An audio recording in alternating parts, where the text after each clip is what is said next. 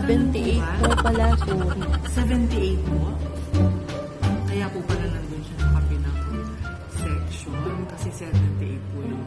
Andito po kasi yung mga dati niyang kaklase. Ma'am, hindi po kasi common na nandito yung dati niyang mga kaklase. Hindi po yun ang sinusundan natin. Tsaka nagpa-exam po ako sa kanila. Pwede naman po mag-exam yung anak ko.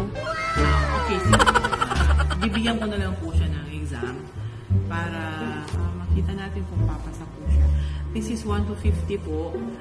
Kailangan lang po siya makakuha po ng 25 na score. Okay po, sige po. Ito po. Okay, thank you po. Check ko lang po ha. May problema po tayo. Kasi ang score po out of 50, ang score po ng anak nyo ay 9. Hello?